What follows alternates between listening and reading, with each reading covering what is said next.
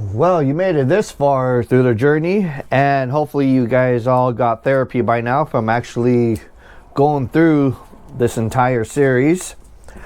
We are now adventuring on the paintwork of the saucer section. And if you know me by now, you're probably wondering why I need therapy. So, also, with that mentioned, you know that I like to work from the inside out. So, we're going to start on this part, which is known as the bottom. Also, the lower planetary sensor. Even though I did just say I like to work my way out, you should be wondering, why ain't you doing this first? Well, this is part of the 5-color, and if you saw the last video on, describing on how you paint this as using all 4 of the, the iridescent colors. I'm going to do this by actually mixing all 4 this time and then putting on lightly as far as layering each color on there. Anyways, this part here is basically in grays, 4 different grays, a shade lighter from the other. So I'm going to start on the darkest and work my way out. The reason why I chose that way is if you look on the masking, there are thin hair gaps. So if I end up starting from the lightest, working my way out, you'll have those gaps dark. Well, in this case, it'll make it less noticeable if they were covered in a lighter color. So that's why I'm choosing to work with the darkest to the lightest. And basically, once you get to the lightest, it's basically almost white. So that's why I'm doing it this way. And a lot of this is actually looking at the paint guide. It's pretty much kind of almost randomness, but there is kind of a little bit of a madness to the puzzle. Trekkermahler's paint guide doesn't really show these dots that's on it, but these are in the orbital dry dock one. So I just kind of looked at a screenshot, and to me, these are going to be the darkest. So that's the way I kind of did what is it. That's why I kind of am doing it this way.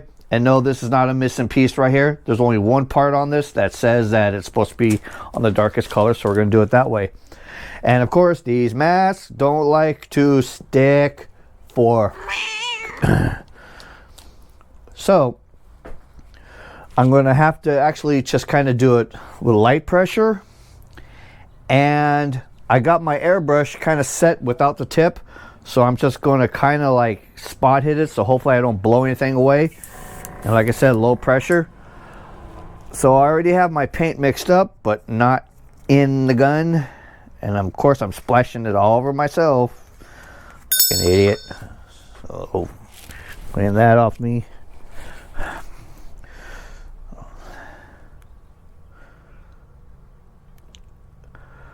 And I'm only going to use a little bit because on the next one, I gotta line it up with white. Take this down a little bit more. Oh, here we go. Hopefully I don't blow anything away.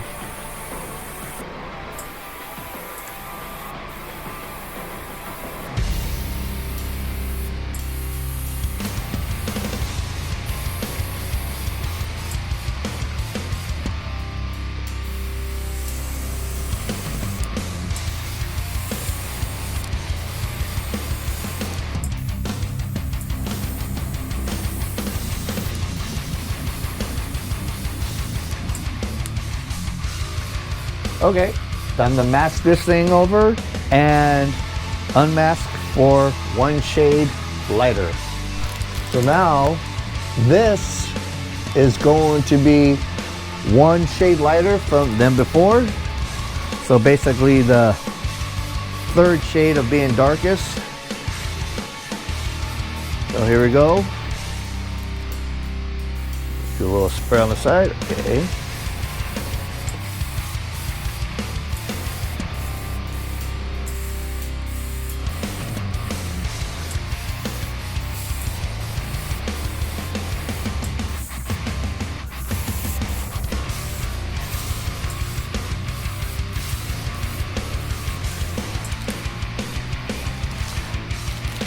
same as before. Mask, unmask, lighter. Okay, second to lightest color. I'm already having adhesion issues with the mask, so I have to be super extra careful. So hopefully we can do this safely.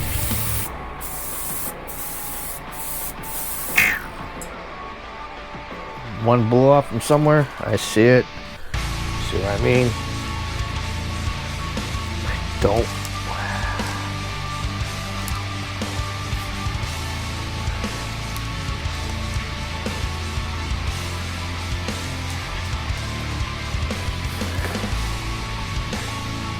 Here we go again.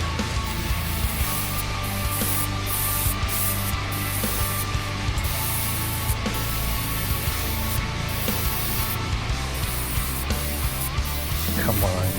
No, don't do that. Started lifting. Masks.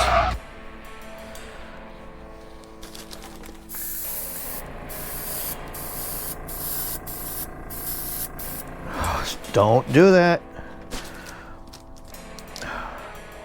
Tell you the truth, I'm really not happy with this orbital dry dock set. I got this one here I had to try to tape closed, but it still wants to pop up. Oh, motherfucker, another mask just went. I'm telling you, I swear, I'm not happy with the adhesionness of this orbital dry dock set. I'm sorry, I'm not. They just don't stick. You might as well just lay paper.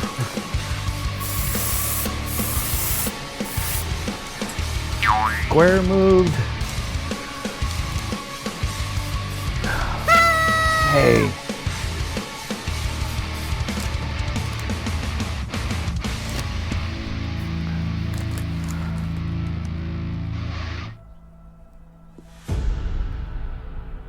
I swear, the more detailed the mask is, the harder it gets.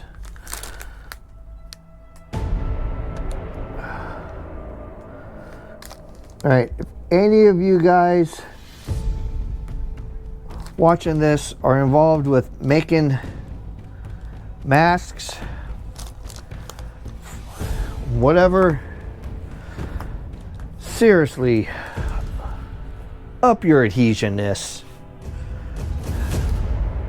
There is no damn reason it needs to be this weak.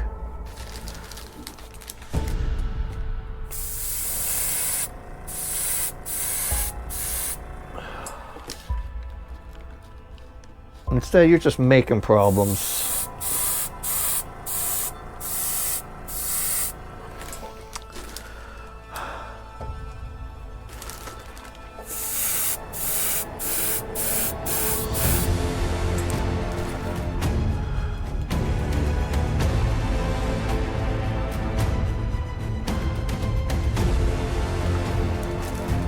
Swear if this doesn't come out right, it's not my fault.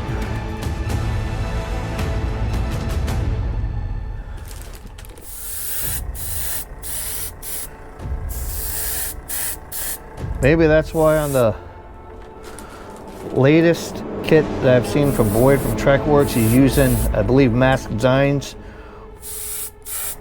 where the previous build of this was orbital dry dock, which is why I went for orbital dry dock.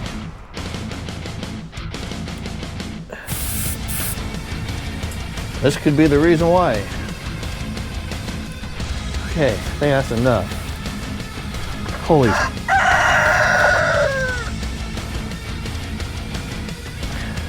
Ridiculous. Okay. Got through this one. Oh, the next one's gonna have a feeling it's gonna be a mother. So I'm on the last color. Kind of have to hold the rest of the crap down. Well, at least it's the last color. So ridiculous, I say. Should not be like this. Oh, all right. Do the best I can to save this.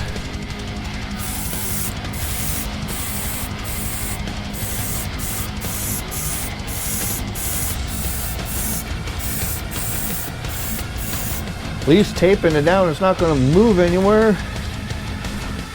But some areas still wants to lift.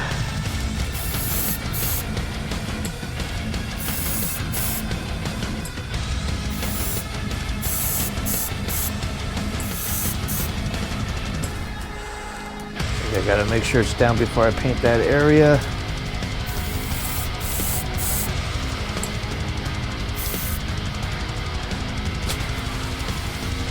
All right, that's enough for this part. Thank God. Unmask, mask the whole thing, and then we'll do the dome. Now we're ready to do the actual planetary sensor dome itself. I went ahead, mixed in the 4 iridescent colors, and even add a little bit of the white pearl in it as well. So this is kind of like the color that it came out with, but of course I'm spraying it light. So load up the airbrush, make sure I flush it through with water, because you know, if you're cleaning it out with acetone and any little bit of acetone touching a water base, you're really in for it. I don't need much. That's why I didn't make too much. So here we go. And it's going to go on light.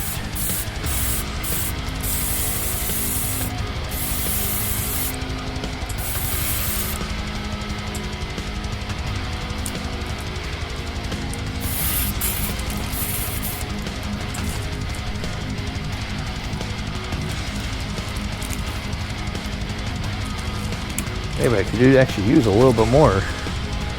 Even though I kind of ran out here. I'm gonna drip in.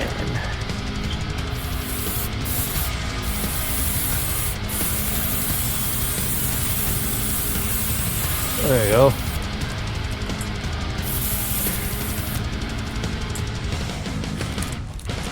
Honestly, I think that actually looks better than what I did on the front of the deflector dish. I think this is the better look of it. Just trying to run out the paint on here.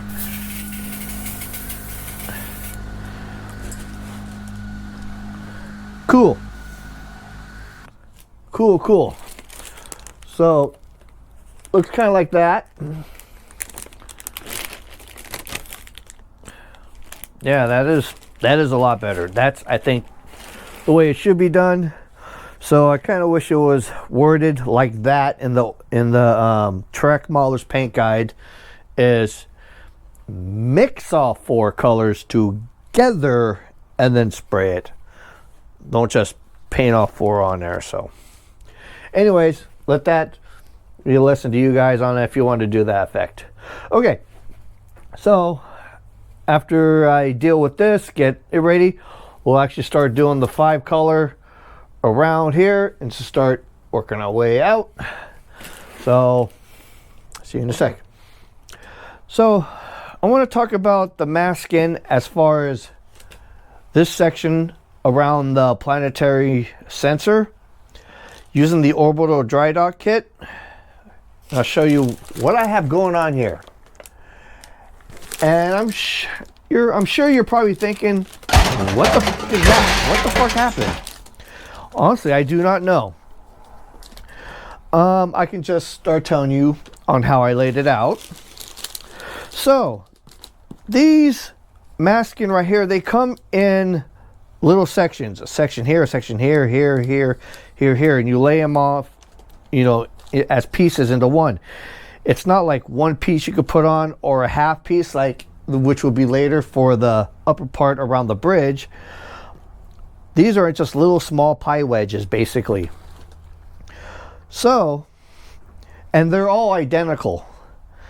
And going off of the Trek Modeler's Paint Guide, the way it kind of starts is you take one edge and you go down the center, and you know, and you should have the same thing on the rear. So I put the edge of the pie wedge down the center, and the curve of it lines with the panel line all the way around.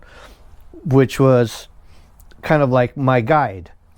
Straight down the middle, follow the curve edge around the panel line. You know, as I did that, making sure all my edges on each side are nice so they're not overlapping or having wide gaps. And plus up here, this ain't a perfect circle, so you're going to have to kind of trim a little bit around it.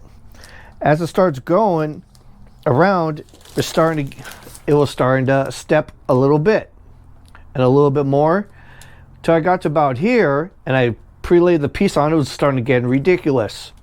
So I started back here knowing the same thing. It's supposed to be like straight down the middle from the rear. So I did the same thing, follow the edge. So hopefully it would kind of overlap each other a little bit, which wouldn't be that hard. But instead, getting to here, it turned into more of a square.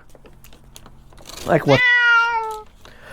So honestly, I do not know if the model itself, they changed the paddle line just to be a little bit inward or outward, or it's orbital dry dock and they're slightly off. Needless to say, I have a problem here. So what I think I'm just going to have to do is I do have to weed out for the first color, because it's supposed to be kind of like this whole thing gets two different colors of paint, the gold and a blue. So the main stripe is gold, and I got to kind of like weed out every other one. So I'm going to do that first and see where it lands on this. So hopefully it may hide it a little bit. So by the way, I ended up just like putting these ones dead center, so that way it would like be thinnest, like whatever this is, it'll be narrow as possible. If I were to go to one edge or the other, it would be probably show more. So honestly, I don't know, but I'm going to unmask this and we'll just see how it kind of looks. Maybe this might be a cooler design. Well, like I said, I don't know if it's the masking set. Could be, knowing the adhesion problems I have with it. The model itself, because it's not perfect grade. But it is what it is. So, obviously going to have to run it. So, I weeded it out. So, kind of the good thing is where it was stepped was where it had to be weeded out anyways. So, that's actually a good thing. And plus also how it landed, it's basically here and here. That's kind of wider, a little bit over there, but then it's a little bit more unnoticeable, so that's kind of a good thing. I just know when I got to put these pieces back on, I'm going to have to cover that, so I won't have an overlap of whatever, because I have to do the blue later. But this part here is going to get gold. Now, also on the Trent Mahler paint guide, there are two options to do this.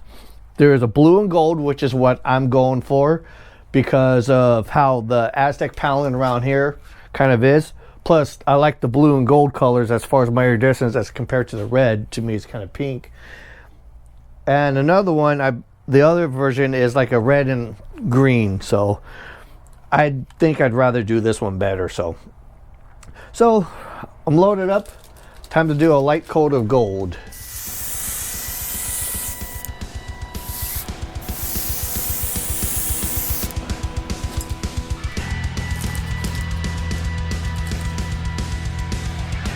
Just a little bit light on the edge. Okay, that's enough. So I get to put this thing carefully back together, and then we have some blue to put down in here, and I'll explain that one just because the way this is laid out compared to the paint guide, it's kind of a little bit different, but it's one of those I get to do my own little thing. Now I'm unmasked for a little bit of blue. Now it's actually supposed to be twice as wide, which it is cut out for that. These mask sets are actually For some reason it's split in two, but the paint guide shows it just a thicker, more solid color. So what I'm actually going to do is kind of take advantage of that little extra detail, but yes, they're still going to stay one color's blue. So I unmasked one half of them, like pretty much the right side on every one, just going around and around. I'm going to do a light coat, and then I'm going to unmask this one and do another coat, just like what we do with the gold on bringing its intensity.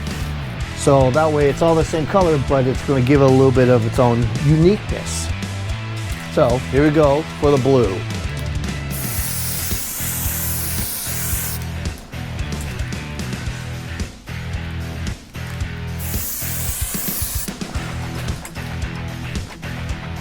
All right, I'm gonna mask this. And by the way, you don't need to save the masks on this one. So once you weed it out, that's it. Okay, time for some more blue. As you can see, it's unmasked thicker. Here we go.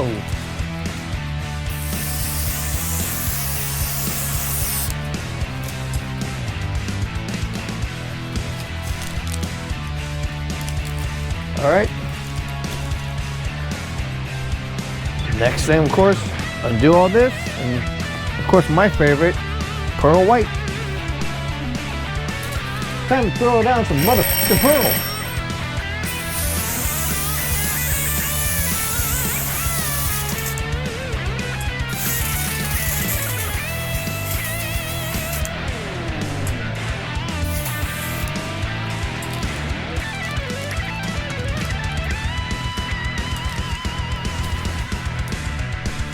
Maybe a little bit more. Actually, no, that'll be fine. So, I'm going to go ahead and, unmask this, and then I'm going to seal all this, and then I'll show you this before we get on to this. Congratulations, you win nothing. This is where we're at now. This is how we turned out. So, here, let y'all get a good look at it. So, next thing we get to actually do is the real motherfucking Aztecs.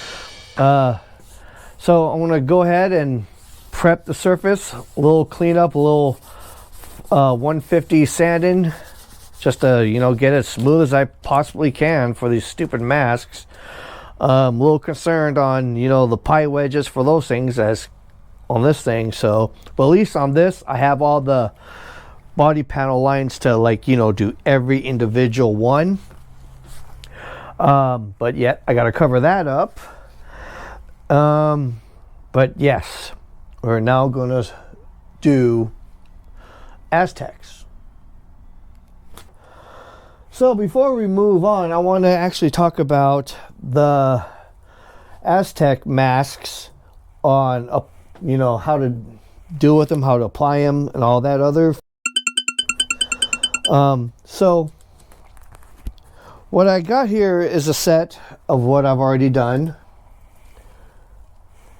And there's going to be, just letting you know, that pretty much all the masking makers, whoever you get from, whether if it's Orbital or Aztec Dummy, Mask Designs, whatever, this method is basically, it's the same thing. It's pie wedges. And with each pie wedge, you're going to have to weed out certain sections. And for the saucer, there are 16 sections that go all the way around. 8 of them you're going to want into one set, and 8 of them you're going to want into the exact mirror image opposite.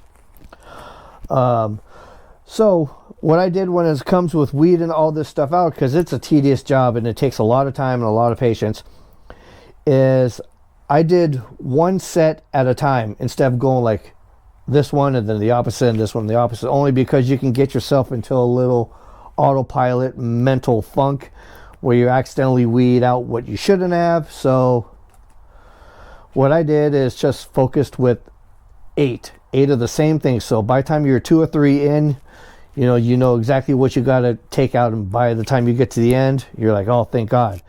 And then after that, set it aside and don't even, where you can't even see it, because if you're working on the next set and you have it somewhere in front of you, like, and you're just glancing at it for no reason, staring off into the distance, you're going to start going back into what you did before, and next thing you know, you've weeded something that you shouldn't have.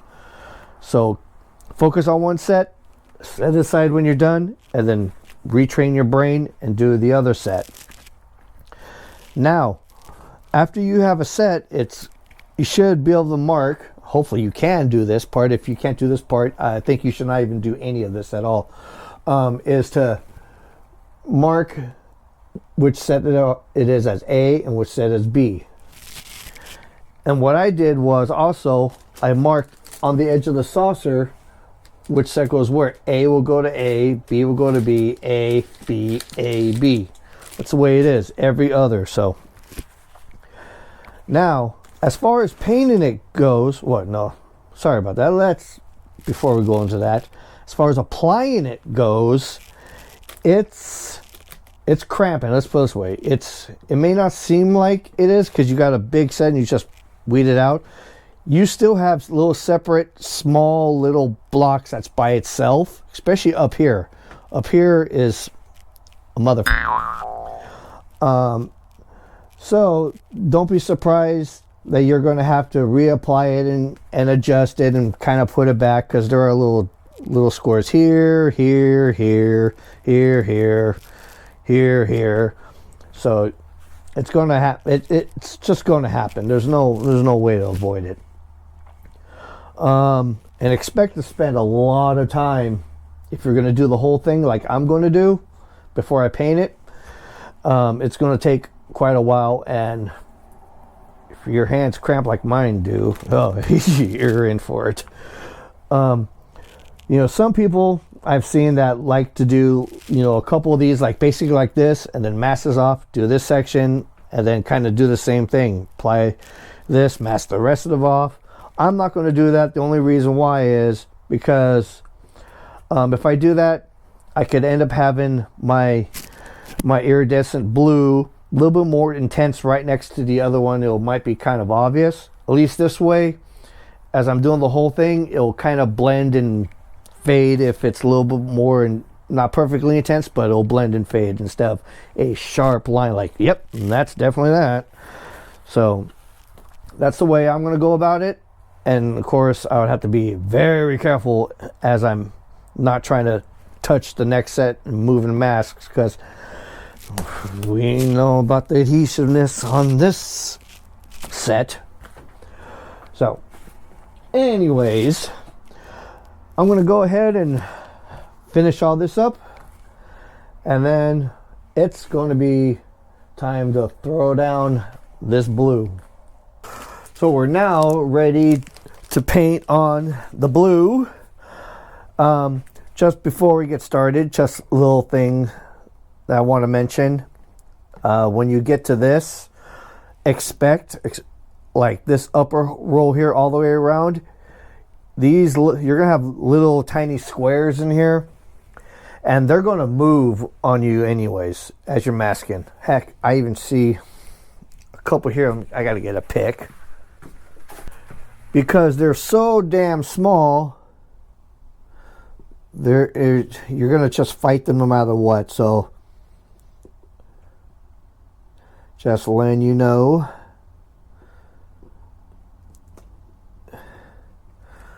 They look like little character eyeballs, like these little squares right there. So these little squares all the way around, they're going to move on you. So just let that be a warning to you guys when applying these masks. So expect to deal with them. And of course, something this intricate, there's no going back. So literally check everything.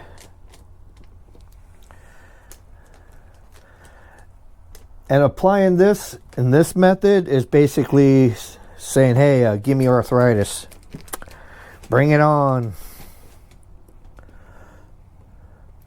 And when you get down to these two pie sections where the neck is supposed to go, what I did was I kind of like lined up and made a mark on the pie wedge on the edge over here, lined it up and cut it off because it'll just go overlap way too much. And if you have wire like this, you'll fight it. So you're just going to have to trim some off. And I'm going to probably have to do something similar to that on the upper part when it comes to where the, you know, that that's supposed to be there. So, just making sure, going over it, pushing down any that I can see. I'm just more, like I said, worried about up here, just because there's not much surface for these things to stick onto. I'm worried about blow off. For that, I better just turn my pressure down on that one. Check.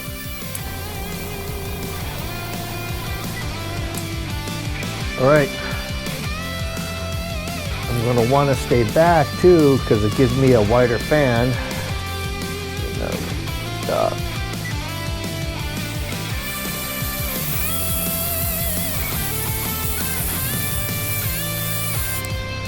Downside about low air pressure, it does like a spitting thing. Okay, let me up it a little bit. I'm just going to kind of do a spiral circular thing just to kind of stay even as much as possible.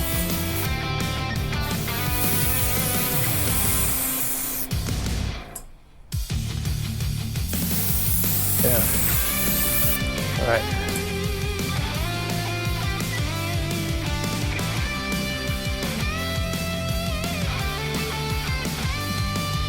All right. My edge is not that great, so especially down here. Just get my edge. Okay.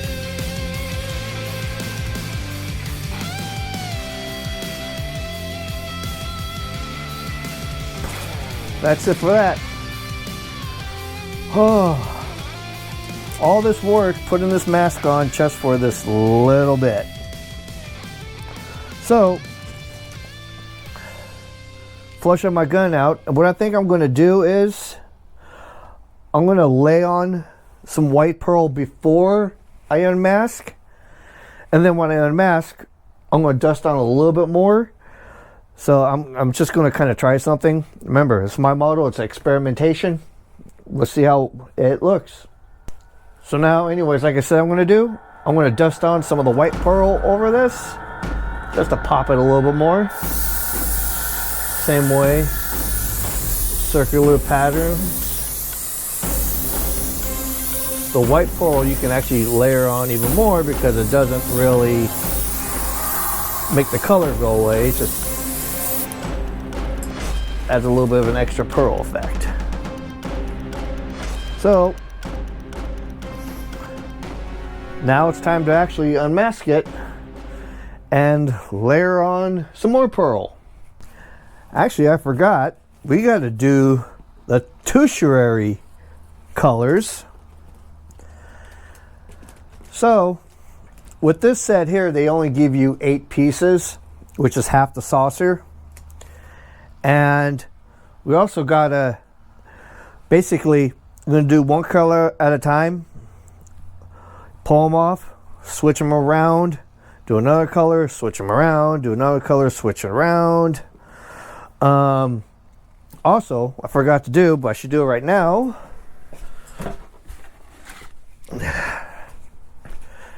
is we need to kind of number them so we know we're not putting the same one down. So 1, 2, 3, 4, 5, 6, 7, 8.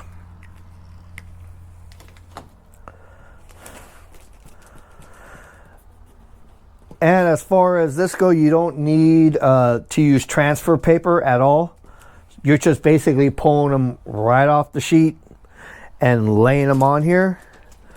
But you're going to have to reuse them, and you like a few times, so you want to keep them clean. I kind of kept the backing paper for this one. that I pull these off of. So I'm going to use that. And instead of just dusting the whole thing, I'm actually going to kind of hit spots, because some of this is like want to lift up a little bit. So I want to make sure my edges are on these things are nice and tight. So I'm going to start here just because I keep having a lift like this. This right here wants to lift up a little bit, so I want to get that out of the way. So I'm just going to spot hit. That one went down.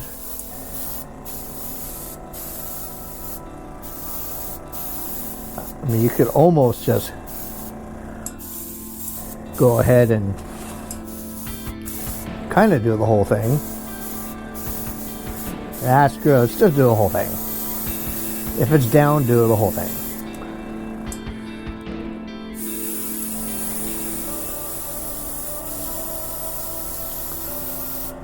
See, that was a lift right there.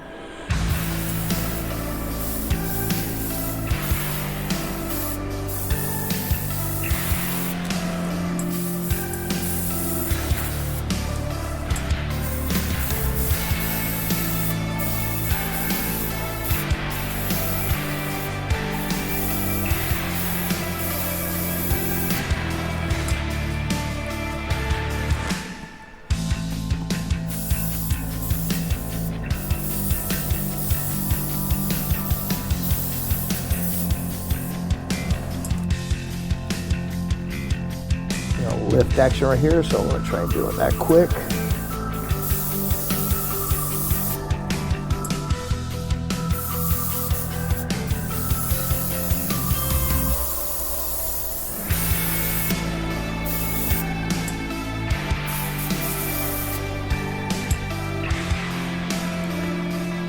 Right. So gonna have to pull these apart and just randomly rearrange it and do a different color.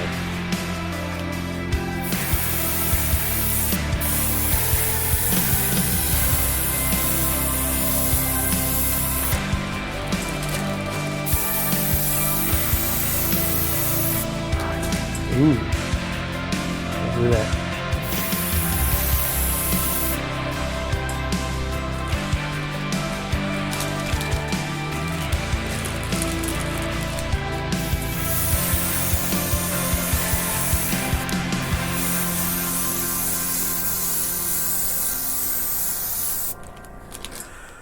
All right.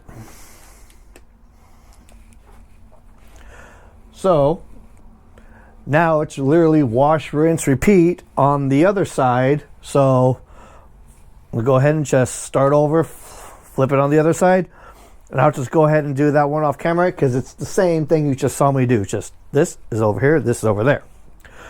But for you, we'll just see how it looks after it's all unmasked. And then I'll just go ahead and do the whole thing in a pearl white. So, this is the two ends hit with the two sherry colors. So now it's time to put on some pearly whitey over the whole thing.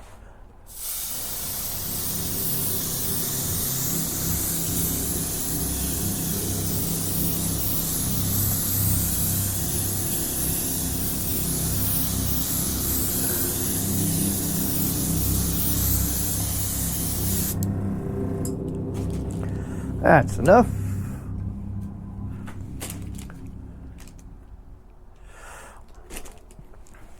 Okay, time to actually let this dry a little bit, which will be quick.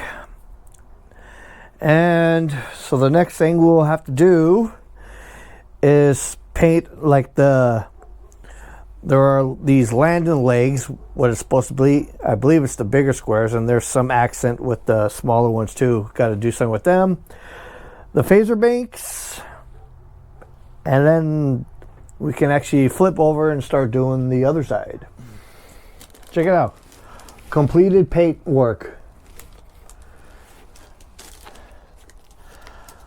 So I just kind of did a light gray on what supposedly these are landing legs for when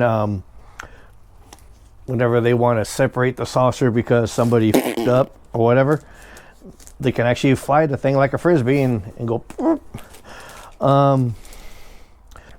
Again, so thoughts about the tertiary colors, at least the way the masking set on this is. I kind of wish they gave you the full set instead of doing half and half, because you have to mask off one half, but you know, you're kind of taking a guesswork on how much you're putting on one side compared to the other, because when you cover up the other side, you can't see the other side to match up. It's kind of dumb. You could probably remove the other half and kind of take a look, but then if you know, it's probably better to do it all as one, because I can tell you that as far as differences, I have more red on this half than I do on this half. Kind of glad that it's more on this half, because the back corner here is usually buried a little bit more when you have the neck and it's underneath stuff, but the front here is usually a lot more visible because you're looking at it, you know, like that most of the time when you're looking at the damn model. And you'll have a neck here that would kind of obscure the view over here. I did a little extra more pearl white over here to kind of try and do it, but of course I obviously knew I didn't do it. Another thing we should do, even though compared to when I did on the last video with the deflector dish as far as the RCS thrusters, even though this isn't black like the RCS thrusters, and we saw many times I had to go over the goddamn thing because yellow is technically a transparent color, it still was kind of harder to bury the Aztecan that was painted over the phaser emitters. So either mask them off, or before you do yellow, just paint them white evenly, and then you can just put the yellow on it and it'll be all right. There's a little bit of bleed through on it, but not too much because I had to layer like crazy. Of course, unmask the windows. So as far as paint work on this side is done, now we get to do this side. So of course, as you can tell, the areas that I start off first are areas that's going to be harder to see and whatever, just to learn something. But of course, you know, here it's going to be a lot more in your face and more of a centerpiece. So what I've learned from here, I'm going to transfer it from here. So I'm going to actually put a little bit of a clear coat on here just to seal this up. And the next segment will be on this side.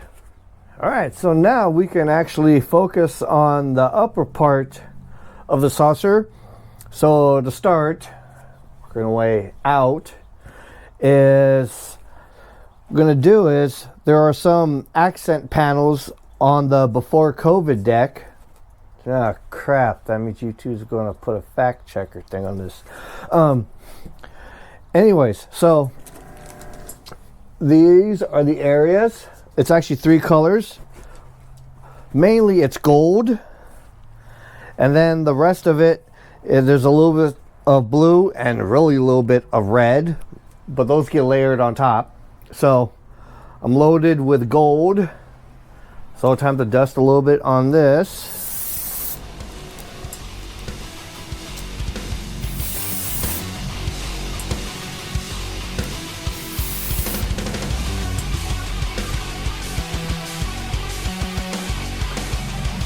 So now, set it up for blue.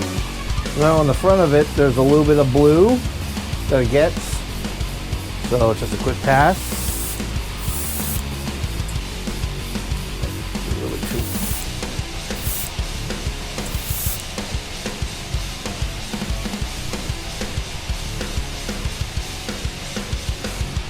All right.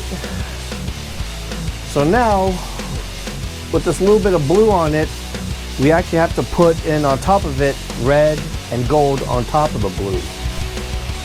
One little spot of red that goes over blue. That.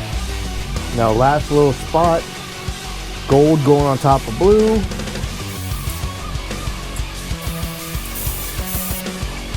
That's it. Just a little squirt. This is my BC deck complete.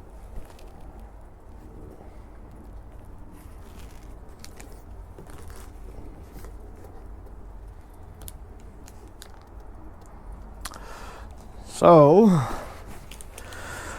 like I said, moving on. I could start here, but I think what I want to do, just for the heck of it, is I want to work on around the impulse crystal. That really is just one color that will be in gold. So now we have around the impulse crystal, which is set up like this.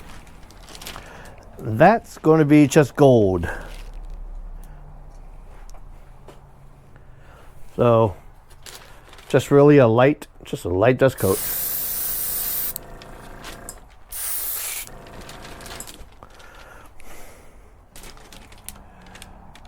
So that's how that turned out. That I'm very pleased with. So next is undo some of this, and then we're gonna just go ahead and do this area in front of the before COVID deck. We're now on to this. First color, gold. Let's get this fucking show on the road.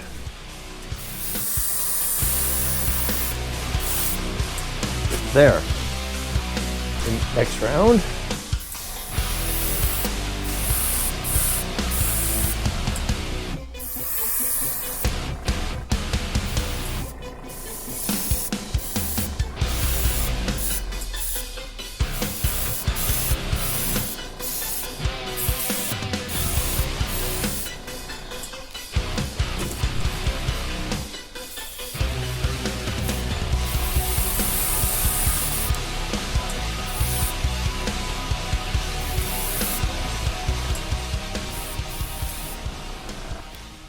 Pretty much that's about it for the colors. But another thing I like to actually want to remind you, especially if you're using this kit and you're using the color, the Trek Modeler's paint guide for what colors and where to put it, you gotta remember, just like doing the secondary hull, that the layout is slightly different. In this masking kit, there are more spaces than there is on the paint guide. And I kind of figured this out getting towards the last blue. Like this section here was pretty much mostly empty. Where if you were looking at it, it's pretty much, there should be no two colors that are the same next to each other. So I had a huge gap here. That made no sense. And a couple areas where there was two that was empty when I was getting down to marking the last color, which is where you see little marks here. It's just to kind of tell me what I've done. But basically just kind of knowing no two colors are supposed to be touching each other, I kind of just fill it in with what I think will look best, just to clear that up. So I had to come back and respray like one piece here and one piece there, and that's good. I'm leaving my blue in the airbrush for a reason. And that is because where the white is supposed to be, I gotta put in, like, once again, these little accent,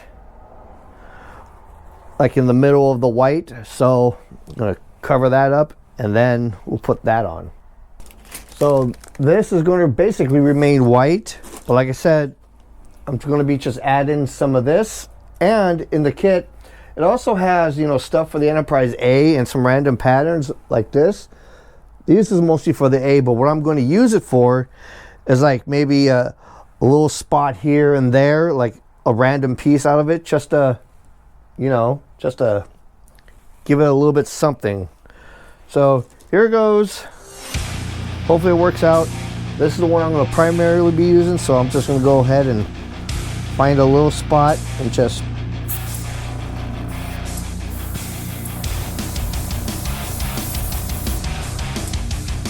try to be careful as much as I can. Probably kind of dry it off. See where I can put this one. Need to kind of stay away from the one I just painted before because I don't want to smear it.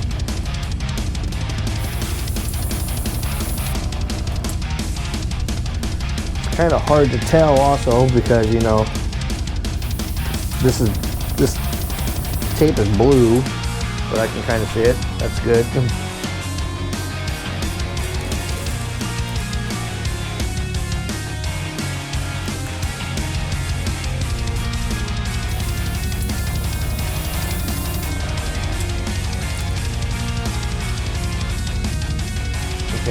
Now, let's go find little random squares.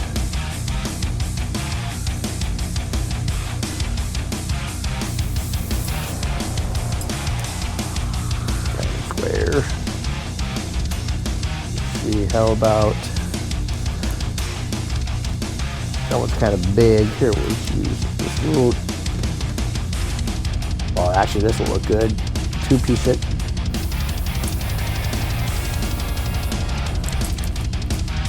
That.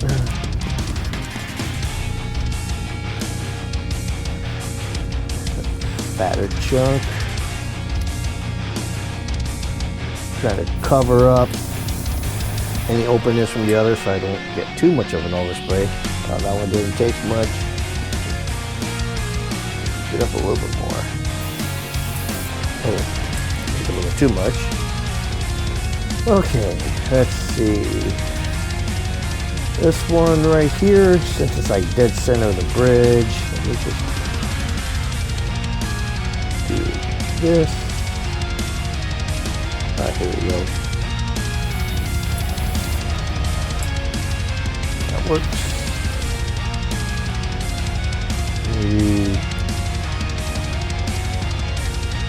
Actually, no.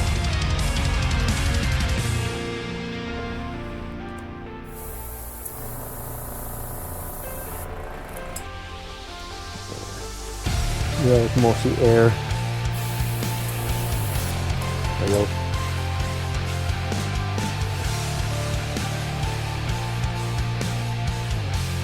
A little square doohickey here. Let me center it up a little bit better.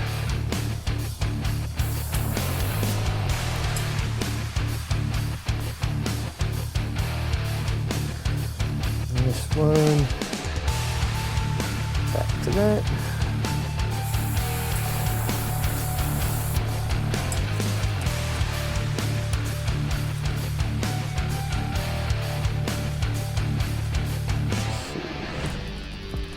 You can go here.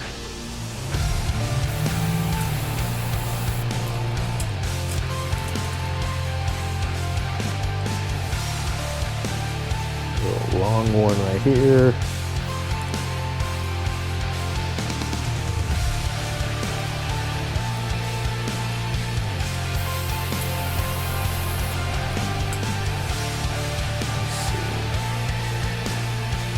Short guy next to it.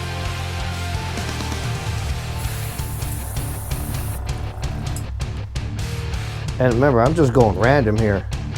Picking a shape that I think I'll like, but nothing too big.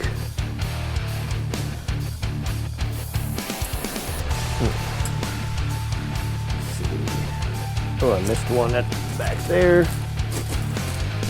Maybe do the same thing.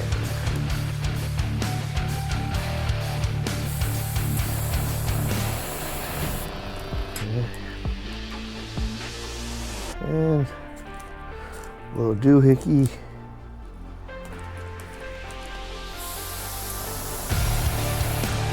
There. Maybe some of them I'll add two.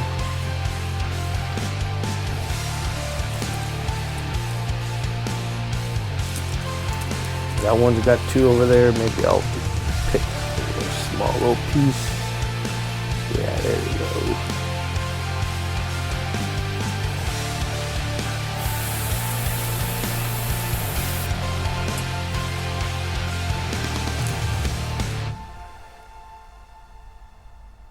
Yeah, I think that's enough.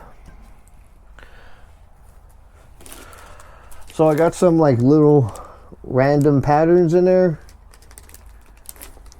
So I guess we're gonna find out how this thing looks. So that's this.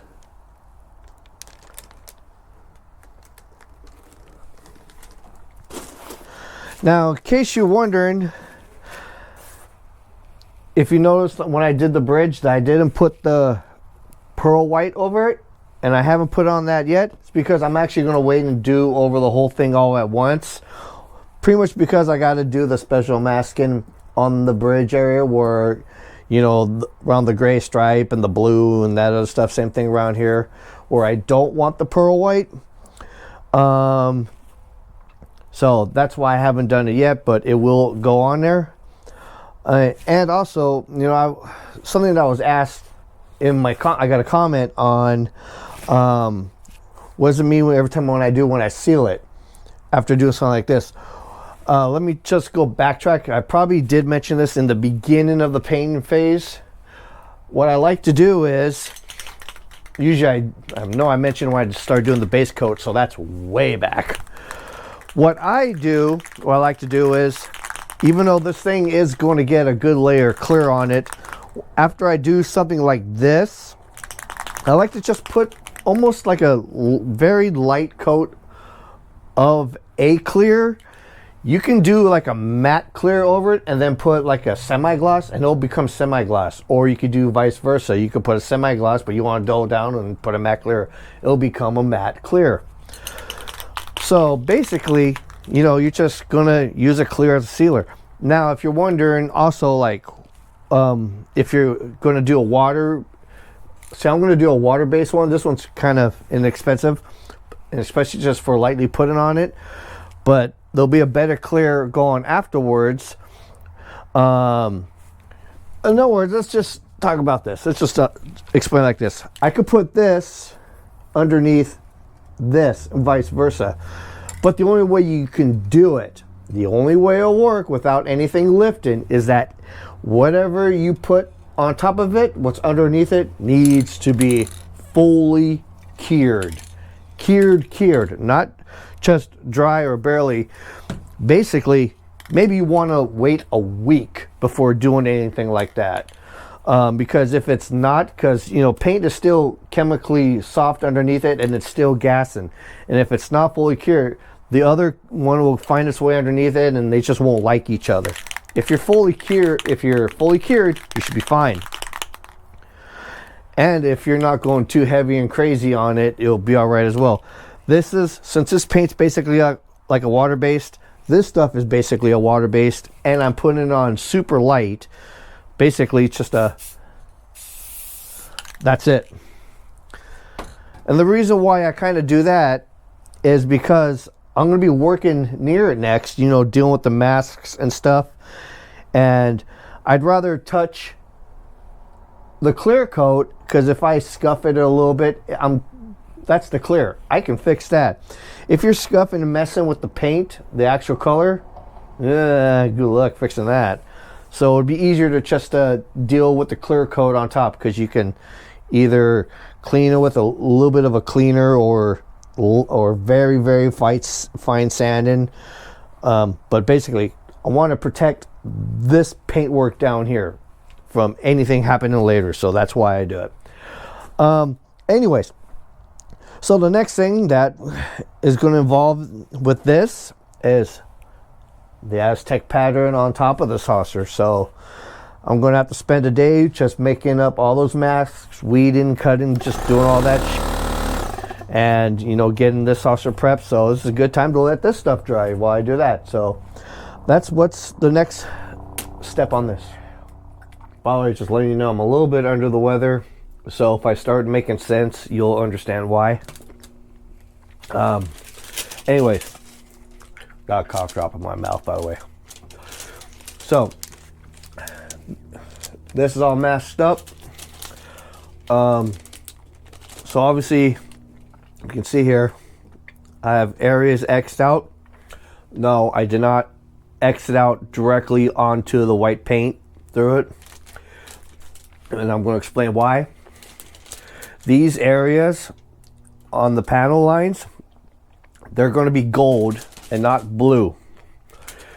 From what my instructions were, to actually, you know, you lay down the mask and then you mask over the areas and then you later unmask it. But how is that going to work when this stuff hardly sticks?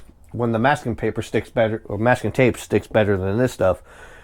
You put masking tape over this, when you unpeel that, you're peeling off your Aztec mask. So what I did was, as I laid each pie section down, I figured out which body panel decide to keep.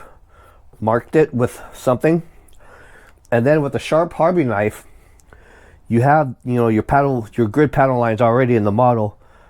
Just trace cut it, and then just unpeel your see, I'm telling you, my brain's in a fog. My brain's so much in a fog right now. I actually want to be nice to people. The transfer film. So you unpeel the transfer film, but just leave the ones in the area on. So if you can see, probably in the sheen, the transfer film is what is my mask for the gold areas. So that way, obviously, hopefully you understand. So need to lay the blue down. Obviously, I mean, sure, I could have done the gold first and leave this part where it's most of it, so it'd be less masking around it, but I just decided to do it this way. It's my model, so it's my mistake. My bastard child. So, get some paint in here. And so let's do this up. Going far away.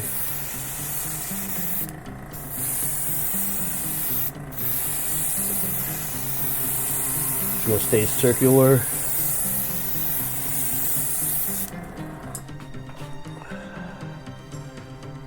Hell, I don't even have my glasses. Let me get those.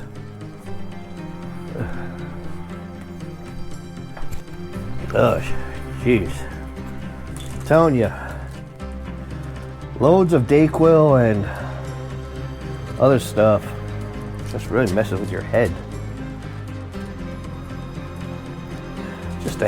It's just a hair bit more. Yeah, I know. It's like, what are you doing? You having intensity problems. Take the ticket. Take the ride. Who knows where that's from? Okay, that's enough. That's enough. Okay. Now I have to let this dry, and then unweed all this crap, and then we do the goddamn gold. Now we can go ahead and spray some gold on these parts. These parts, yes.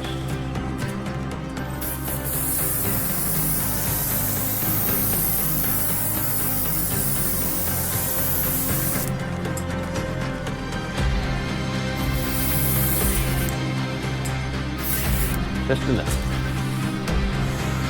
Okay. And like promised, I'm gonna dump some pearl over the whole thing now to finish it off. I'm grabbing around the center band because that's the next area, so don't worry about my fingerprint.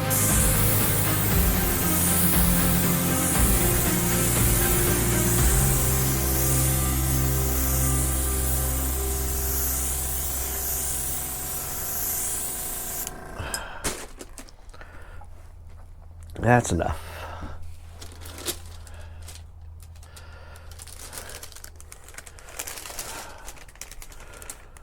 So,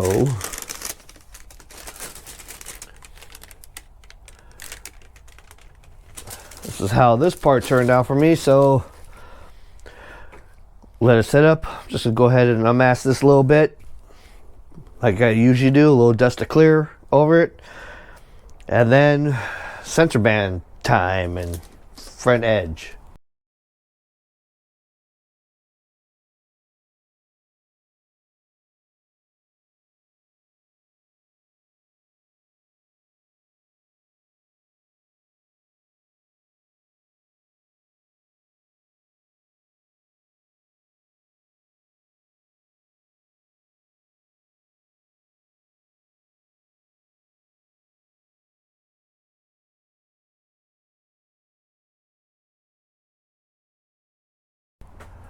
Well, what was only just a couple seconds for all you idiots was really about a little over a week, maybe 2 weeks for me. From what you last saw, it was pretty much all kind of loopy and hopped up of antihistamines because that was the beginning of pneumonia. Now I'm on the end of it. So if there's a delay, if you notice, like from how long this video has been out since I put out the last one, well, it's just because I've been dealing with that. Anyways, a little backtrack from what we last saw, from doing the Aztecing on the top. Even though I'm all prepped to do the outer rim, but you probably noticed I didn't do the two sugary colors on this side. It's because I was so hopped up on cold medicine and stuff, I forgot. Not a big deal. Can go back to that after you deal with the outer bands because they're just little accent, little bullshit. So it's not a freaking panic attack or anything. So anyways, since we're now on the outer bands, of course, I like to talk about, this phase of the masking on what to expect. Even though it's literally just, little chunks of whatever. These, of course, it's the sticking issue of the masks, and of course, you have the curve edge of the end of the saucer rim, the lip. There's not enough of the masking here that can actually catch, so it's going to pop up as soon as you put it down. So I had to put tape on the very edge of it all the way around just to hold it down. So it's going to take a little bit of finessing on making sure I have the right edge to where it's got to go, literally to the edge of the sensor band. May have to actually peel a little bit away with a hobby knife of my masking tape. But planning the colors just right, it shouldn't be too much of a big deal. I'm starting off the least used colors to the more colors that's going to be used. The least used is an even of green and red. There's only just a couple of places here that's going to be green and red. Literally, how many do I have here? Just five random places. It's going to be the same for the green, so it's about the same amount. Then there'll be actually, then there's quite a bit more of gold, but not too much. Maybe about 2 or 3 times more as this. But it's primarily, most of it is in blue. And there's going to be some areas where it's blue on top of blue, so it's more intense. So I kind of left that out, so that way most of it will be at the very last color will be already unmasked. And so that's how I'm planning this one out. Anyways, I have some red loaded, and it's literally just a little hit of red in these little 5. Oh, you know what? I almost up. I gotta add some tape here because I don't want any overspray on here. So, be right back, 1 sec. Alright, now we're ready to go. I got some tape here. Let's do this.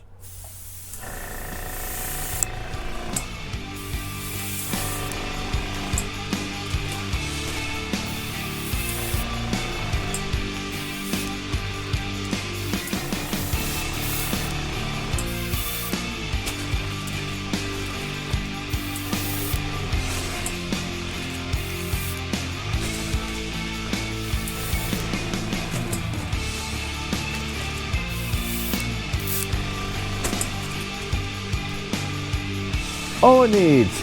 So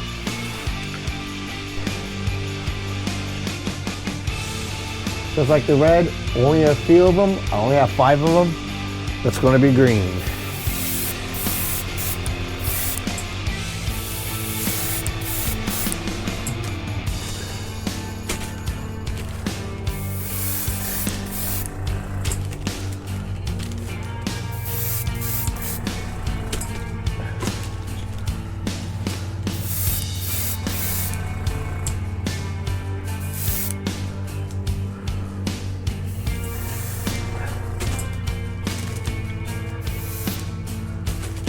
Because it's a curved lip here, the very edge is kind of a little bit lighter than the body, so that's really just what I'm trying to accomplish here.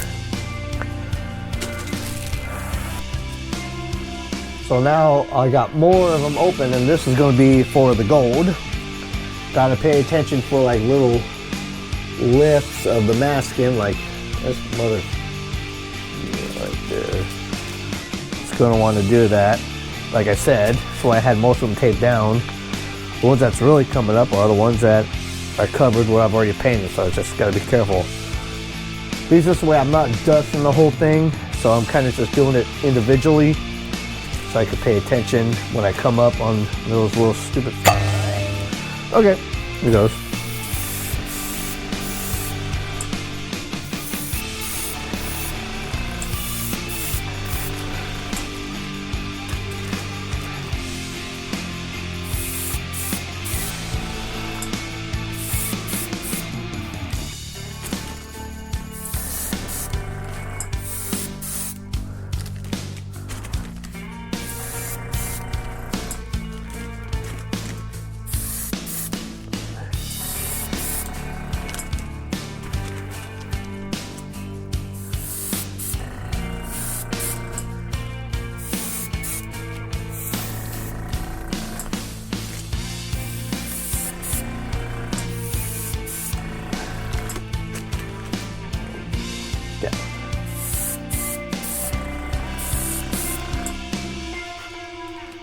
Okay.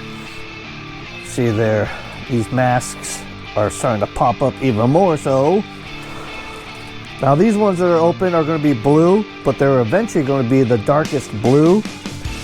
So I'm just going to do the light coat like it's going to be, you know, your typical, you know, your hardly barely seen iridescent. But then I'll be removing the surrounding masks and just going over that, which will basically double these areas up and become darker blue. So let's do that. And with each time I go, I have to be extra careful because the masks aren't sticking, especially when they're being reused.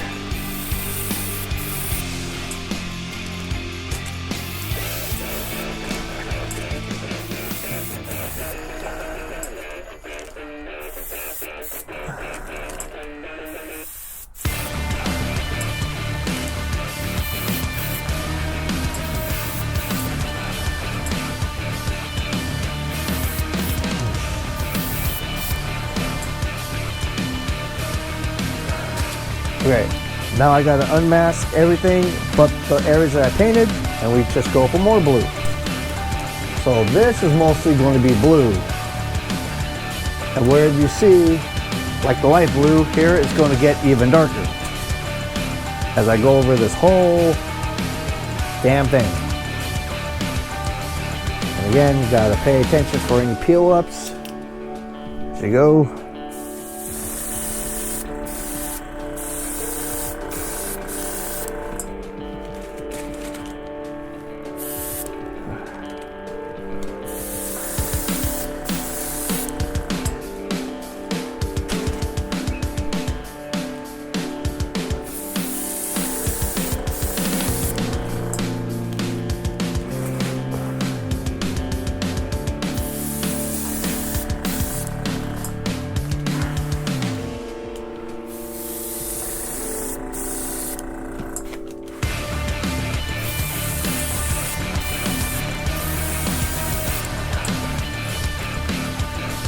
Now I'm going to take a good look at it because obviously I had to do some overlaps to kind of do this. And when you overlap, you know, it could be darker than others, so.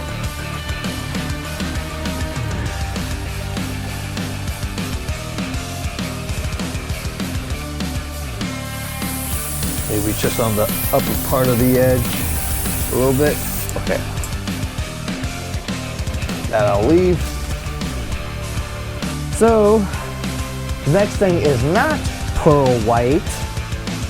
I could just go ahead and unmask this anyways, because then we got to do the other side.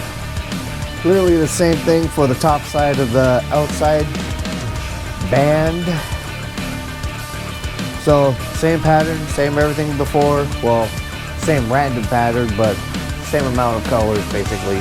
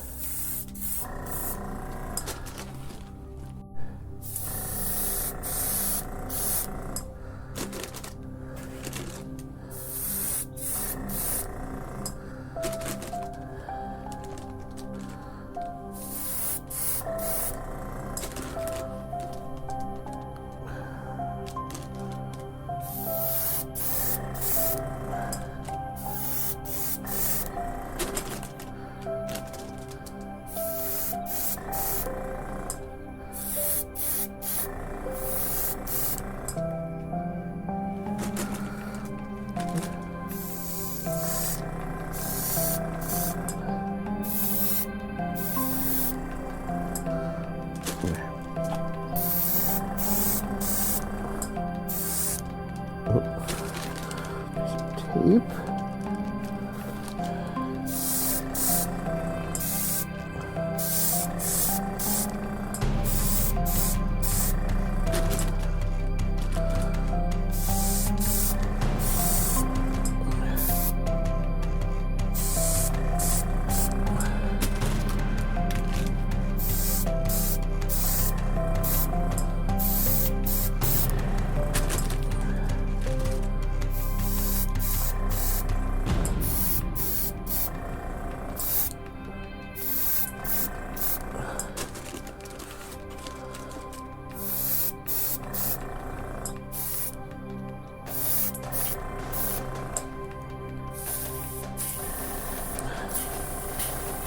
Come on.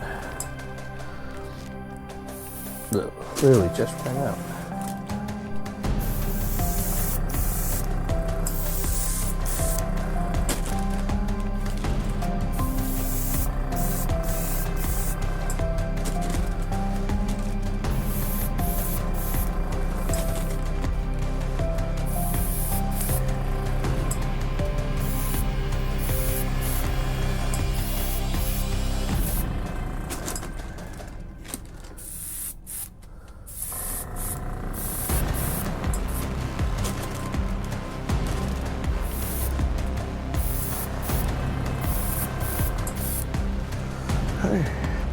Final blue color.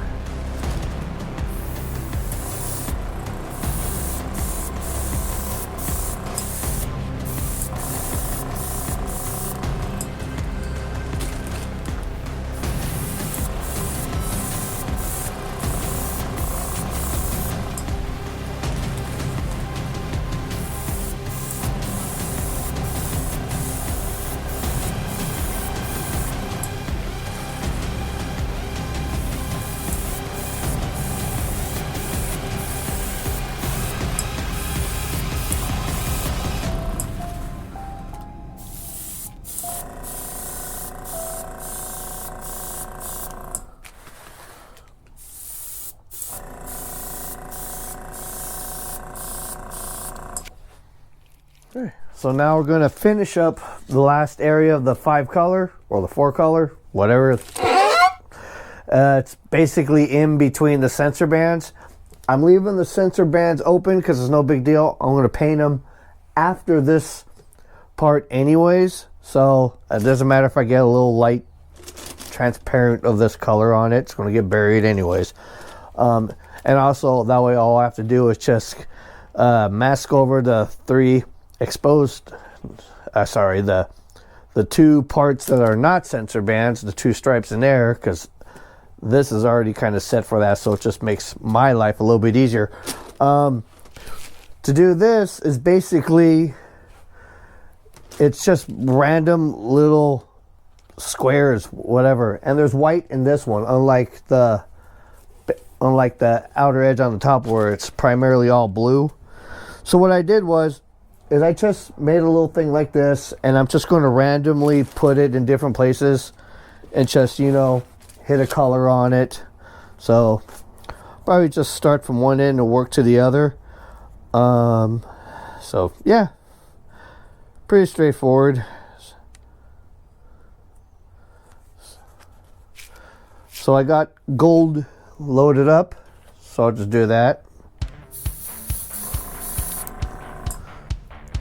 This part's going to be a little time consuming, only because I got to do a bunch of this.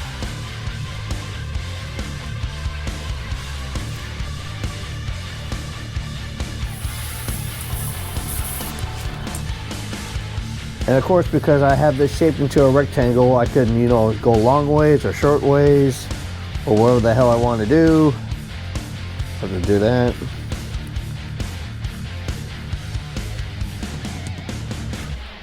And now my pressure down a little low, so that way I'm not trying to get any overspray past the tape.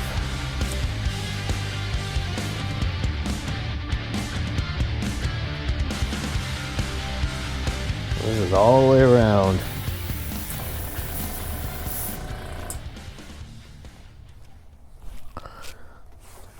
So what I think I should do is do this in a Time lapse. Rock, stupid time lapse. God, I was hoping we'd never see these damn things again.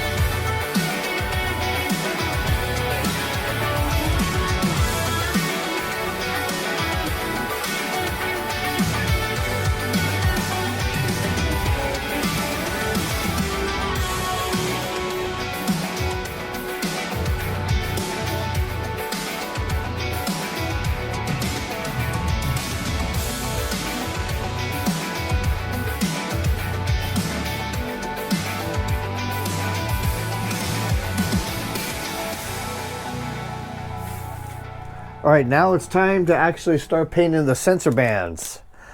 So my work here is taped off. So all I have left to do is just paint them up. The color, I'm just going like a extreme light gray. Basically, I just added a few drops of light gray into mostly white, and that's what I'm going for. So here we go.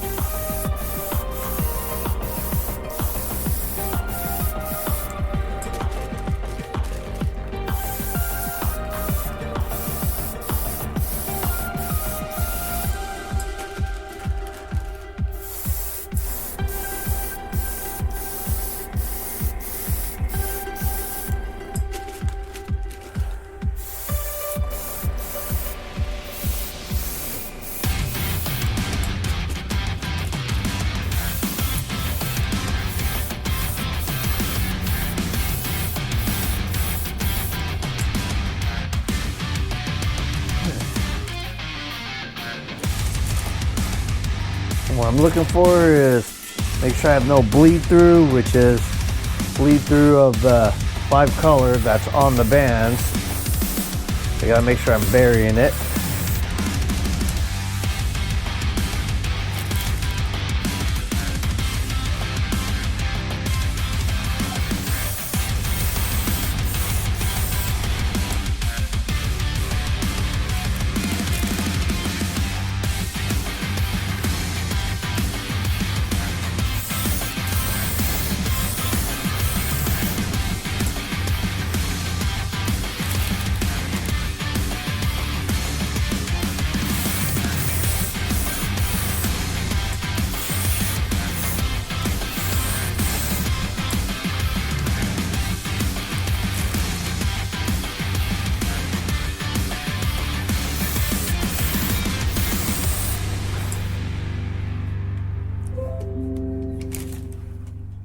Oh, okay.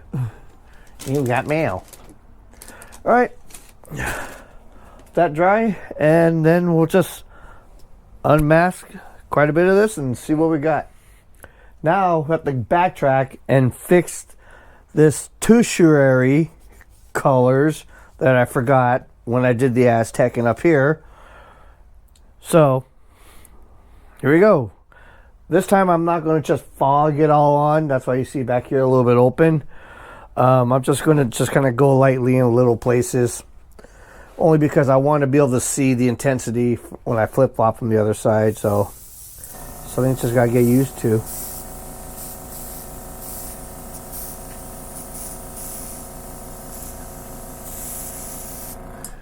Turn down just a little bit.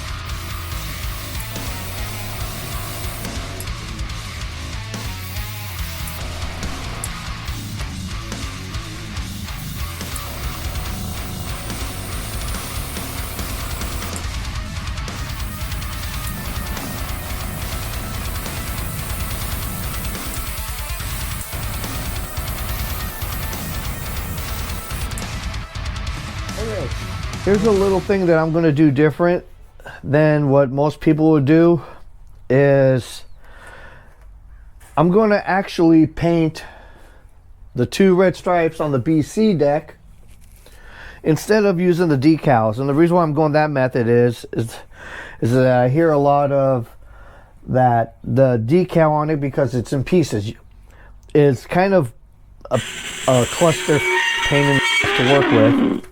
So I'm going to actually paint it on, well, which is great because, you know, a lot of things I want to actually, if I could do it, I'd rather paint on. Too bad I can't do it out the strong back because of this decal set.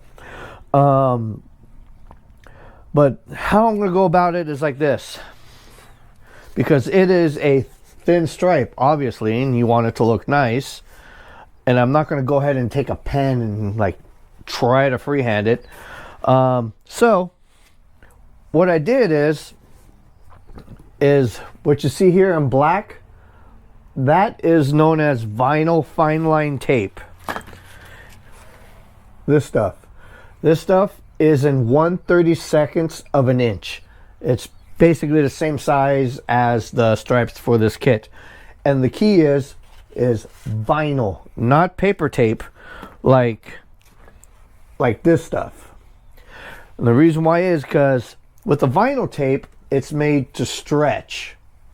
So you can stretch and do curves and you won't get those little creases as you do in paper tape. And plus, I don't think that there is a 1/32 in paper tape anyways. And also, not the width, but the thickness of a vinyl tape is thicker than paper tape, which is good for this because what I did here, and if you're going to do this, is put this on as like your stripe. Put this on where your stripe would be. And because it's thicker, you take your paper masking tape and you can butt up against it because you can feel it. So it has an edge to go to. Just make sure when you bump up to it, you make it clean as possible. And you want to start with the thin tape because the thicker the tape, the thicker the creases are going to be. The thinner is a little more forgiving, but then you just work out in thickness like I did here. Believe me, up against my tape is literally the thinnest tapes that I got. So, but then once you get to this point here, all you got to do is remove your vinyl tape here.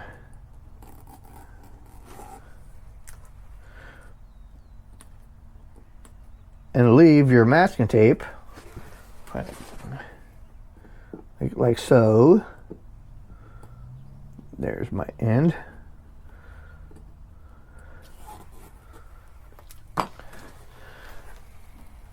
So now you have a working stripe to paint with. So let me finish getting ready for surgery here, basically. You know, get more of this covered and get some red put in. And what color am I using? Going through my craft paints. Yes, I'm still doing craft paint and stuff. Closest one I can find is known as crimson, or or even just red will work. I thought about doing cherry, but looking at it, cherry's just a little bit darker. If I was going to do the whole thing, I would do it in cherry. I think that's just a better looking red. Well, anyways, I'm going to get this ready for paint and we'll paint this up. What stupid time lapse. Just make the damn pain go away already.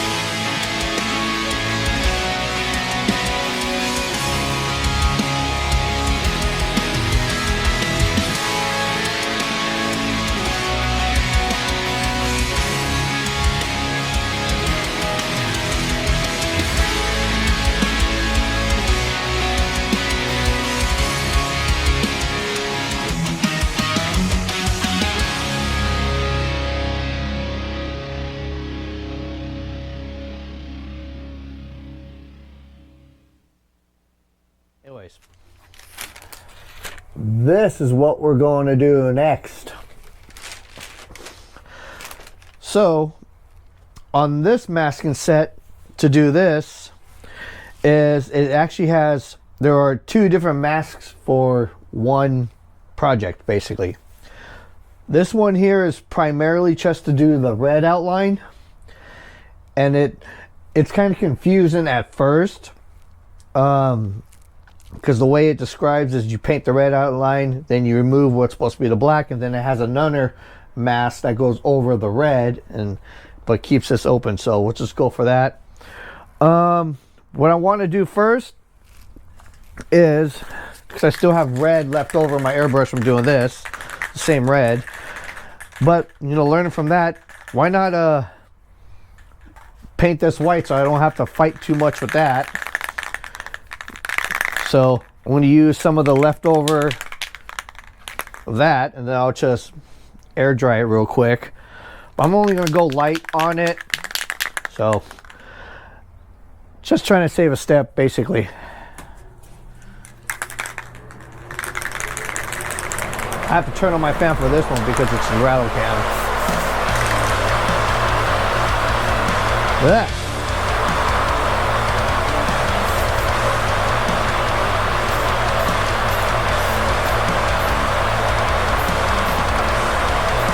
That's it. That's all I want to do.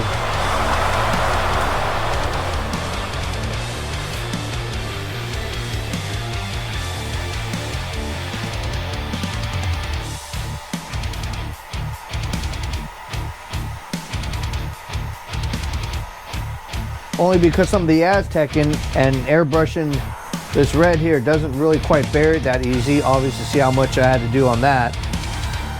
This will just make it so I don't have to do as much.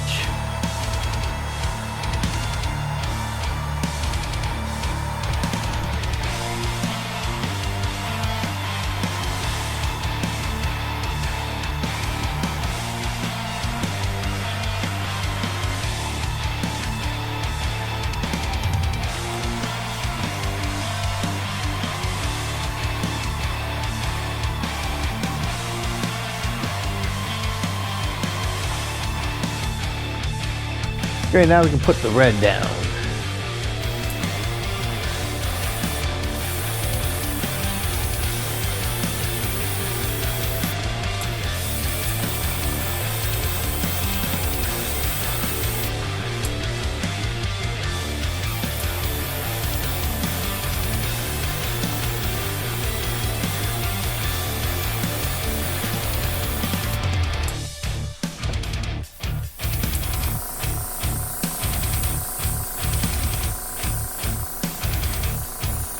I want my red to be solid.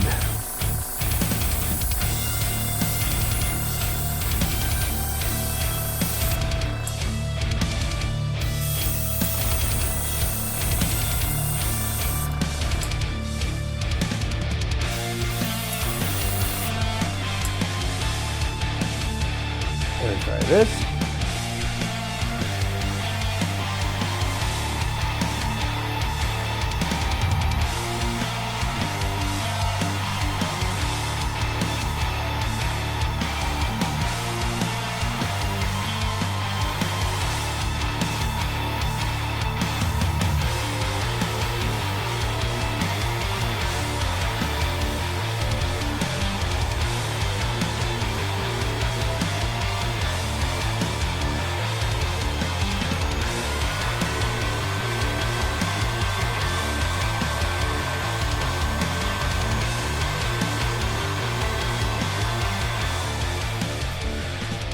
Okay, next thing to do is to unmask, remask, set up for the black letter.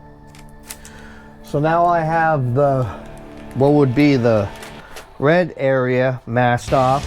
Kind of wish that Orbital Dry Dock would have made these just expand a little bit more outward, because there's not much for it to grab on this painted area on top of the old mask of paint on it.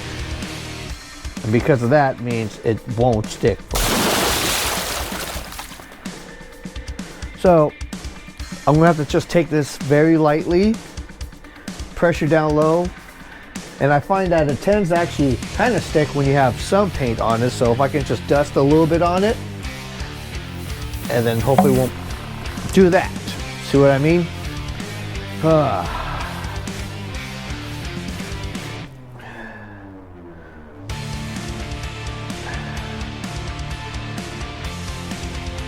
And I got my pressure down low. Still wanted it.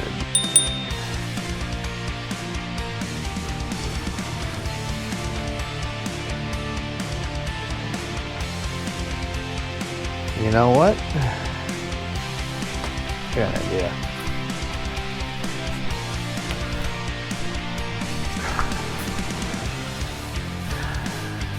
Fortunately, with this kit, you gotta do this. Not the model kit, this masking kit. You gotta kind of get creative.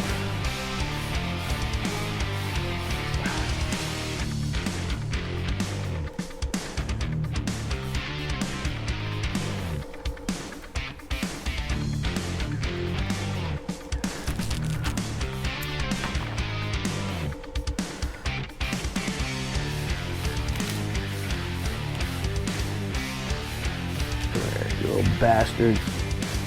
And that's also what I'm saying. I kind of wish they made it a little bit more outward, you know, like maybe a couple millimeters or something. Just so it has something more to grab to. Like stuff's already moving.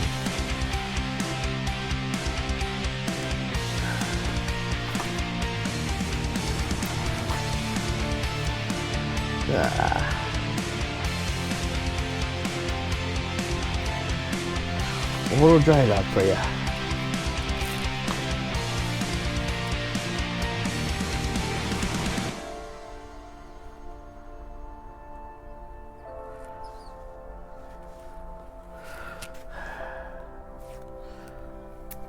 You have to actually tack it down yourself.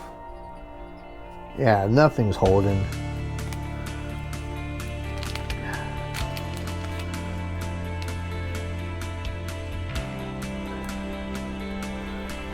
I wonder if this is the reason why any of you see Trekworks. He was doing a build on this, but I guess he's dealing with cancer issues right now, so it's probably taking a hold. He's taking a break from this or something because this is a pain in the butt. But his earlier builds, he used orbital dry dock, which is kind of like the reason why I went for orbital dry dock.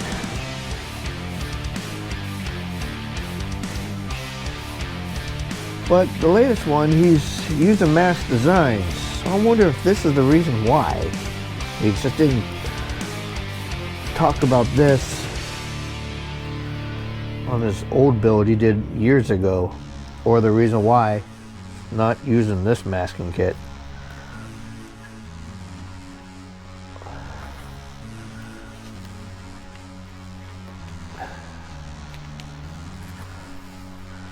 I can't believe I gotta do this to anchor this stuff down. This is ridiculous.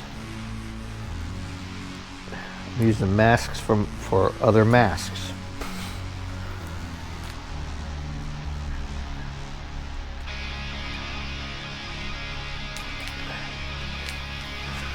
If you gotta do this, this is ridiculous.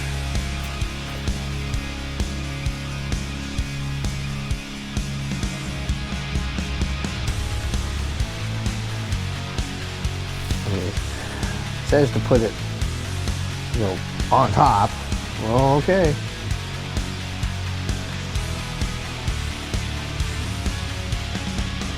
I mean, really, this masking kit, you might as well just lay paper over it. It has about that much tack as a blank sheet of paper.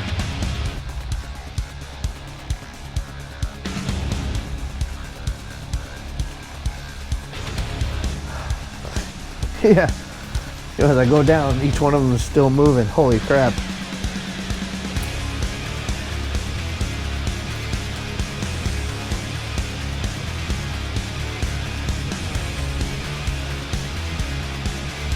I could have just edited this out just to save you some time on this video, but I think in this one I'm going to leave this in on purpose, just to show that how dumb this can be.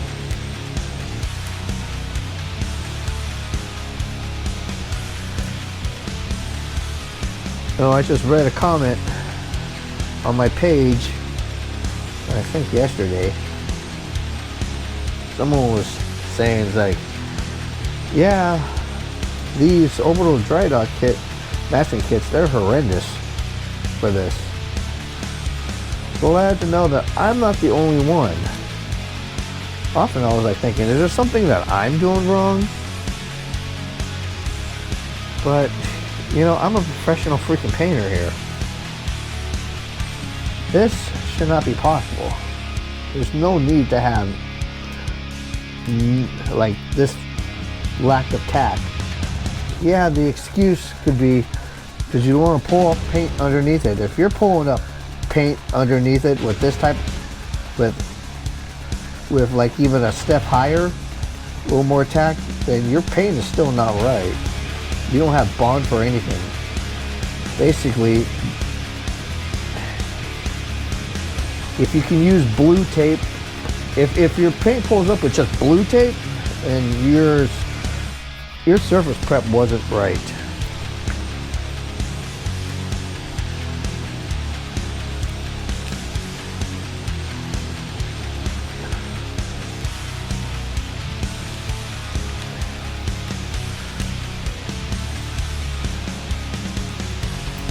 And I have a feeling that even though I got this tape down, I'm still going to have to, like, literally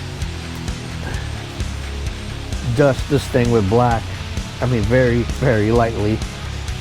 Because wherever the parts of this that's not taped is going to, like the tips of the C's here. Jeez, this is just, this is just, ugh. There should be no reason to do this.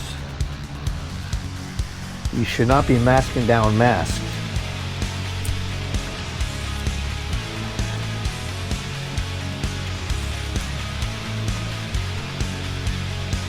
I want to hear, well, maybe it's because you're using craft paint. Well, you know, my craft paint is reduced down to actually be able to spray.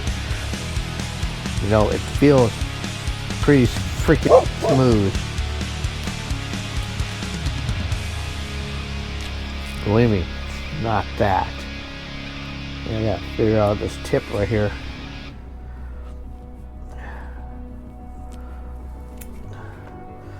It's just a little piece of something. Hopefully that'll work. I hope.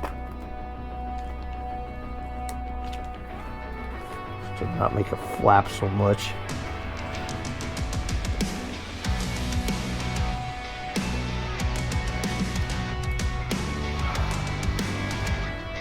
God.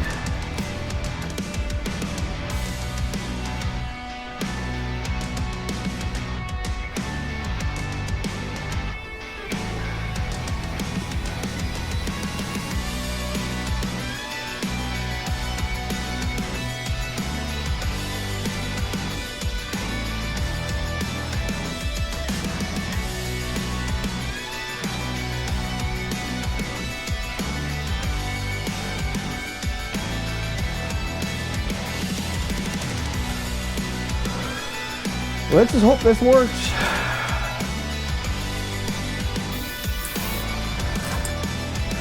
I'm gonna dust it straight on. Oh, you mother. Jeez.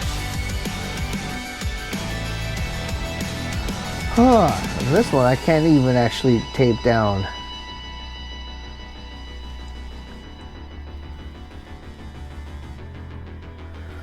Fuck, I'm gonna have to do this. I'm gonna have to hold this down.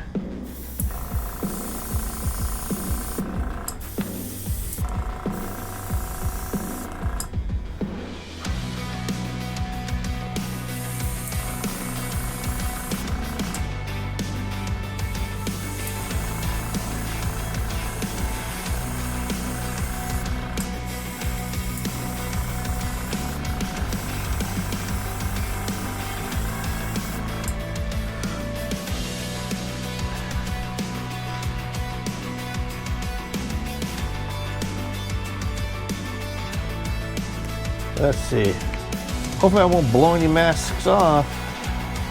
I'll put my fan speed at its lowest.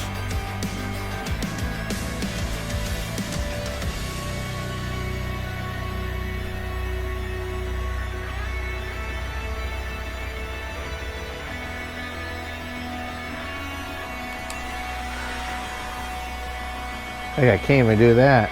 Part of it wants to roll up. This may be a disaster.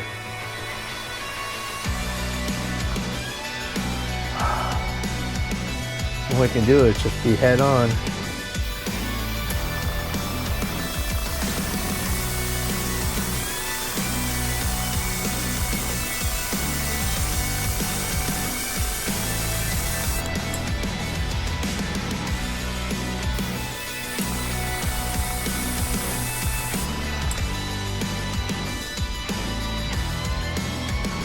Yeah, I don't want to take it underneath an angle because I'm going to have to, if I do that, then some of the paint can go underneath any of the masks that are not quite sticking, so.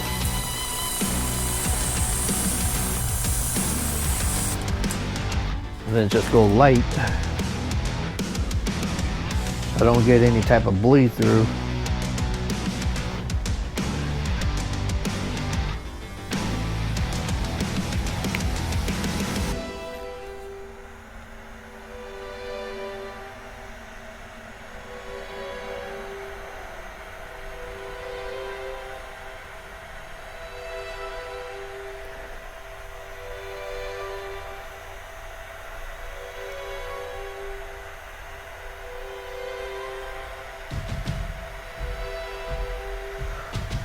You know what, I'm starting to think what overall dry dock, their instruction says to do it in this order. What I think what they should have done is you do the black first, reuse the mask, bury it, and then undo the red, and there you go.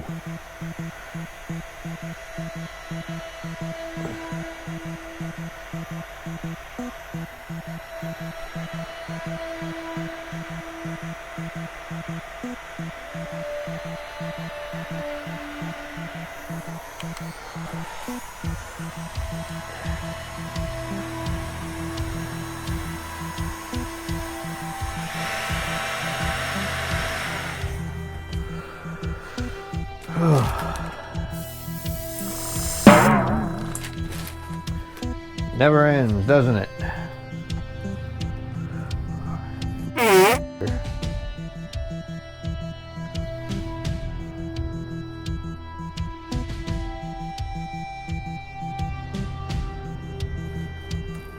Telling you, you can just do this with paper.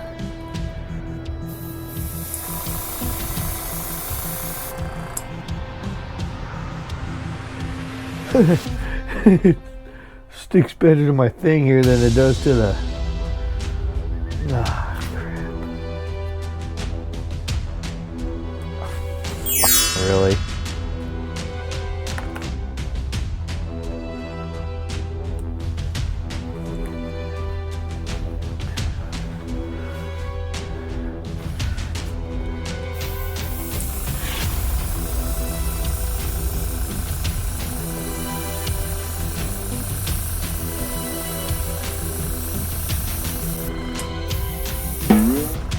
Oh my God. This thing's going to be the death of me. Where are you? There you are.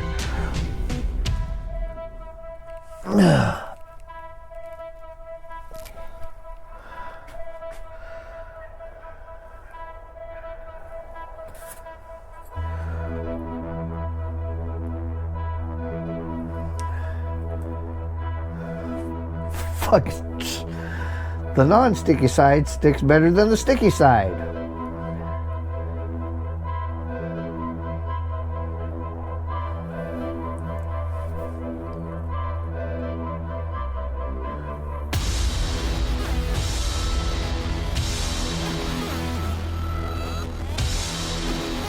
Now, I believe Mask Designs has, you can do the registry number also in paint. I suggest if you're gonna do that, make sure you're doing with that kit. Probably decal would be better for if you have the orbital dry dock kit. Don't like attempt this. Jesus Christ.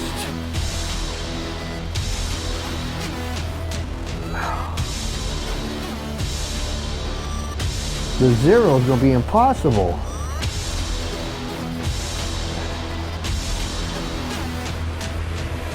God, yeah, I'm really excited to do the pylons.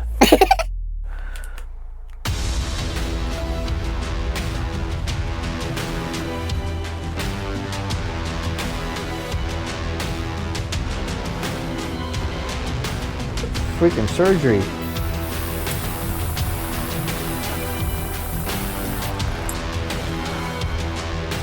Yeah, I can already see some of my red got black. Great.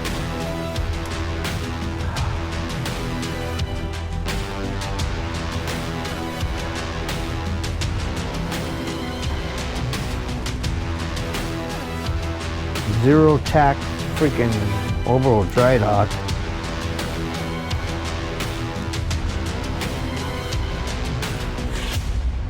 I don't know how I'm gonna fix that part.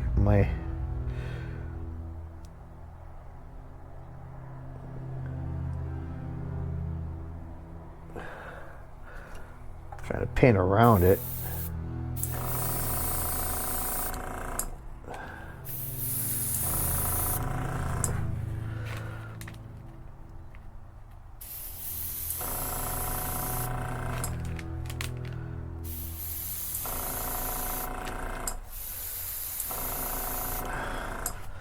That's enough. Oh, the only way to tell if this works is when I unveil it. Trust me, this. Oh, my God. This should be simple. No tack on this masking kit, I swear. All right. I'm going to let it sit and then I'll unmask. Well, here's the fruits of my labor with the shady masks. I don't know, what do you think? I think it came out all right. I had to do a little extra work. Let me explain what I had to do. It's mainly the same thing I had to do as what I kind of did up here for the stripe. By the way, take a look at it. Now, obviously, if you think it looks really neat, I left an area that I didn't fix on purpose. Right here. That's what we call kind of like bleed through, where it still kind of makes its way under the tape. Now, that doesn't mean, oh, your freaking paint job is ruined. There's an easy fix for that. As long as you already clear coated a lot of the areas, like I did. Obviously, if you've been watching, you've been seeing, you know, the work here, clear it, seal it, clear and seal. So it's got a few layers of clear on here. Remember, so, and this red is on top of the clear. That's the key. As long as it's on top. Take your little hobby knife and just lightly scrape off. Just get a good angle on it. You could use the tip or the back side of the blade or whatever you want to do. You're just going to go lightly scrape off the little bleed through. You're not harming the paint because you've layered clear on top of it. And guess what you're going to do? You're going to seal it up and you're going to put some more clear on it.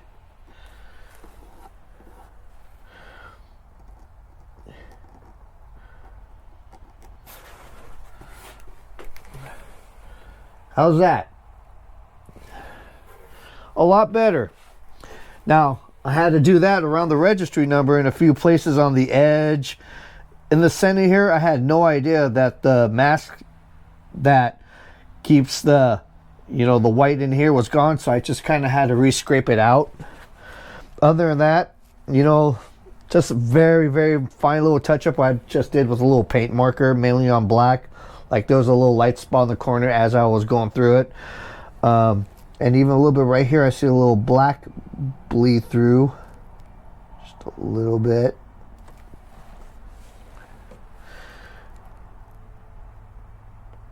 This way you can sharpen up your line a little bit.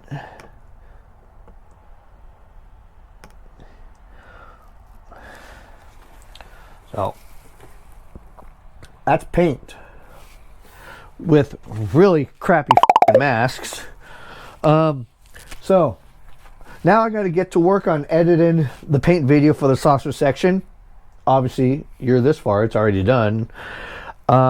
Next set of videos is the part that I'm dreading because of this damn mask kit. We're gonna work on the nacelles. So, see you later. Well, I go probably get hopped up on drugs before we start that project.